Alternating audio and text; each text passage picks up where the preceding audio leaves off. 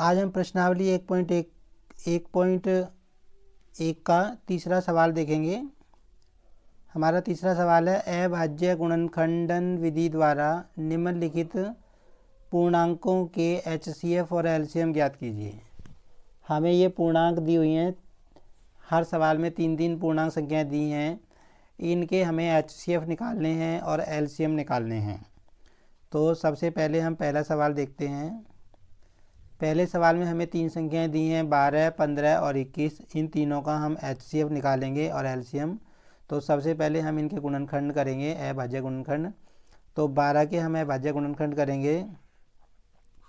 तो सबसे पहले 2 पे जाएगा, 2 छिके 12, फिर 2 से जाएगा 2 तिया 6, फिर 3 पे जाएगा 3 एकम 3। तो हमारे 12 के जो गुणनखंड आगे हम यहाँ लिख लेंगे 2 गुणा 3। इनको घात रूप में लिख दो। 2 बार आया तो 2 की घात 2 बार हम इसको लिख देंगे। अगला नंबर हमारा है 15। तो हम 15 के गुणनखंड करेंगे। तो 15 जाएगा शुरू में 3 से, 3 पंजे 15 और 5 एकम 5। तो हमारे 15 के गुणनखंड आगे हमारे 3 गुणा 5।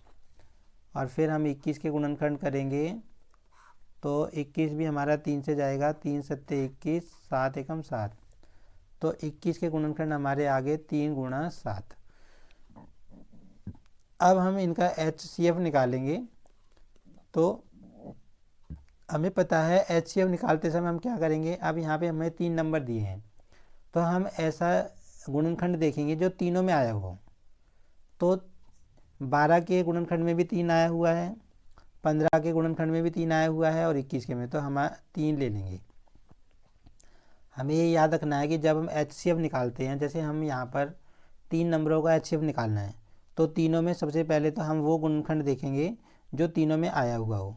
फिर जिसकी घात सबसे कम होगी वही हम ले लेंगे। अब यहाँ पर तो 3 की घात सब में, 12 में भी 3 की घात 1 है, 15 में भी 3 की घात 1 है और 21 में, तो इसका 3 ही यहाँ लिया जाएगा। तो ये हमारा HCF तो हो गया हमारा 3। अब हम LCM निकालेंगे। LCM में हमें पता है कि जो गुणनखंड तीनों में आ रहा है वो हमें बड़ी घात के साथ लेना है। अब हमें यहाँ पर हम देख रहे हैं कि जो 3 तीनों में आया हुआ, तो 3 की घात तो सब एक ही है, तो 3 ही ले लेंगे हम। अच्छा, फिर 3 दूसरे नंबर पे लिखेंगे। पहले हम दूसरे गुणनखंड देख लेते हैं। तो सबसे पहले हम 2 लेंगे, क्योंकि देखो 2 छोटा है। तो 2 इसमें आया हुआ है, 12 में, न 15 में है न 3 में, लेकिन 2 लिया जाएगा। 2 की घात 2 के साथ दिया जाएगा। अब हम 3 लेंगे। 3 तीनों में मैच कर रहा है, तो 3 के साथ 1 ही लिया जाएगा। फिर देखो 15 में 5 आया है, वो ना 12 में आया ना 21 में, लेकिन हमें लेना है। जो गुणनखंड मैच नहीं कर रहे वो भी लेने हैं, और 7 भी हमें लेना है।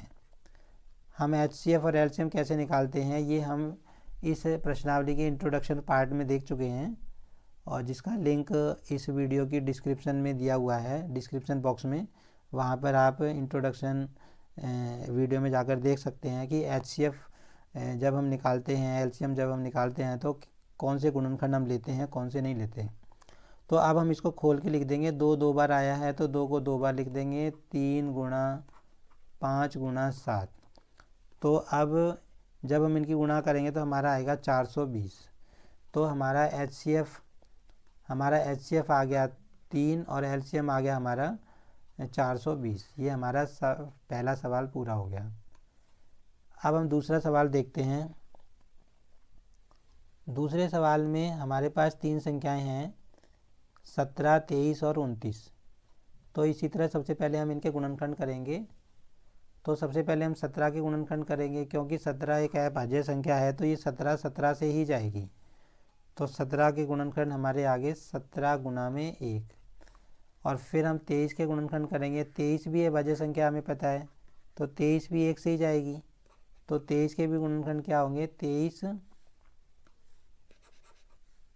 23 के गुणनखंड हमारे क्या आगे 23 गुणा में 1। और फिर हमारे पास 29, और 29 भी एक अभाज्य संख्या है, तो ये भी 29 से ही जाएगी। तो 29 के गुणनखंड हमारे आगे 29 गुणा में 1। तो जब हम HCF निकालेंगे तो हम देख रहे हैं कोई भी गुणनखंड मैच नहीं कर रहा। तीनों में गुणनखंड ऐसा नहीं है जो तीनों में आया हो।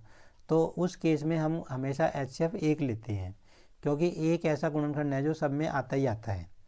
अब हम LCM निकालेंगे, तो LCM में हम देख रहे हैं कोई भी गुणनखंड मैच नहीं कर रहा, तो हम सारे ही ले लेंगे। 17 भी लिया जाएगा, 23 भी लिया जाएगा और 29 भी लिया जाएगा, और इन तीनों की गुणा जब हम करेंगे तो 11,339 हमारा उत्तर आएगा। ये हमारा सवाल नंबर 2 हो गया। अब हम देखते हैं सवाल नंबर 3 हमारा। तीसरे सवाल में हमें संख्याएं दी हैं 8, 9 और 25। तो हम 8 के गुणनखंड निकालेंगे पहले। तो 8 हमें पता है 2 से जाएगा, 2 चौके 8, फिर 2 दूनी 4, 2 एकम 2। तो हम 8 के गुणनखंड लिख लेंगे 2 गुणा 2 गुणा 2। तो ये 3 बार आया है 2, तो 3 बार लिख देंगे। फिर हम 9 के गुणनखंड निकालेंगे। 9 जाएगा 3 से, 3 तिया 9, 3 एकम 3। तो हमारे 9 के गुणनखंड आ गए 3 गुणा 3। और फिर हम 25 के गुणनखंड निकालेंगे। हमें पता है 25 5 से जाता है, 5 पंजे 25, 5 एकम 5। तो 25 के गुणनखंड हमारे आ गए 5 गुणा 5। अब हम HCF निकालेंगे। तो HCF में हम देख रहे हैं दो मैच कर, कोई भी गुणनखंड आपस में मैच नहीं कर रहा। कोई भी गुणनखंड ऐसा नहीं है जो मैच कर रहा हो। 2 8 में आया है, ना 9 में आया है, वो ना 25 में आया है। अच्छा, 3 9 में आया है तो वो 8 में नहीं आया, 25 में नहीं आया। और 5 25 में आया है तो 8 और 9 में नहीं आया। तो हम इसका HCF क्या लिखेंगे? 1। जब भी कोई गुणनखंड मैच नहीं करे तो हमारा HCF होता है 1। अब बात आती है LCM की। तो LCM में हमें सारे गुणनखंड लेने पड़ेंगे। इस 9 को हम घातीय रूप में लिख लेंगे, 3 की घात 2।